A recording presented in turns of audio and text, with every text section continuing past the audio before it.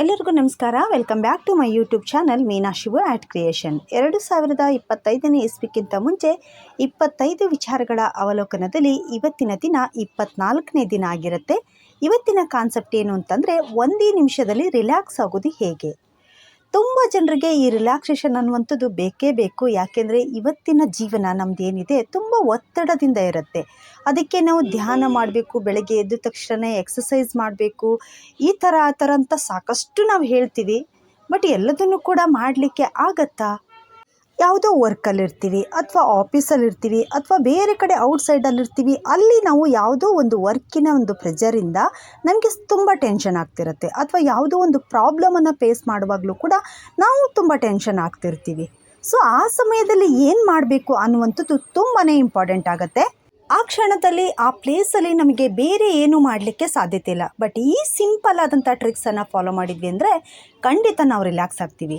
ಏನು ಮಾಡಬೇಕು ಅಂತಂದರೆ, ನೀವು ಯಾವ ಪ್ಲೇಸಲ್ಲಿರ್ತೀರೋ ಅದೇ ಪ್ಲೇಸಲ್ಲಿ ದೀರ್ಘವಾದಂಥ ಉಸಿರನ್ನು ಎಳ್ಕೋಬೇಕು. ನೆಕ್ಸ್ಟು ಉಸಿರನ್ನು ಬಿಡಬೇಕು. ಈ ಥರ ನೀವು 3ರಿಂದ 4 ಸಾರಿ ನೀವೇನಾದರೂ ಮಾಡಿದ್ರಿ ಅಂತಂದರೆ ಅಲ್ಲಿ ನೀವು ರಿಲ್ಯಾಕ್ಸ್ ಆಗ್ತಾ ಬರ್ತೀರಾ. ನೆಕ್ಸ್ಟು ನೀವು ಈ ಉಸಿರಾಟ ಕ್ರಿಯೆಯಲ್ಲಿನೇ ಮಾಡುವಂಥದ್ದು, ನಿಮ್ಮ ಕೈಯನ್ನು, ನಿಮ್ಮ ಬಲಗೈ ಏನಿದೆಯಲ್ಲ ಅದನ್ನು ನಿಮ್ಮ ಎದೆಯ ಮಧ್ಯಭಾಗದಲ್ಲಿ ಹಿಡ್ಕೋಬೇಕು. ಮಧ್ಯಭಾಗದಲ್ಲಿ ಈ ಥರ ಇಟ್ಕೊಂಡು ಬಿಟ್ಟು ಉಸಿರಾಟವನ್ನು ನೀವು ಗಮನಿಸ್ತಾ ಹೋಗಬೇಕು. ದೀರ್ಘವಾಗಿ ಉಸಿರನ್ನು ತಗೊಂಡು ದೀರ್ಘವಾಗಿ ಉಸಿರನ್ನು ಬಿಡುವಂಥದ್ದು. ಈ ಥರ ಮಾಡಿ ನೋಡಿ, ಖಂಡಿತ ಒಂದೇ ನಿಮಿಷದಲ್ಲಿ ಸಡನ್ನಾಗಿ ರಿಲ್ಯಾಕ್ಸ್ ಆಗ್ತೀರಾ.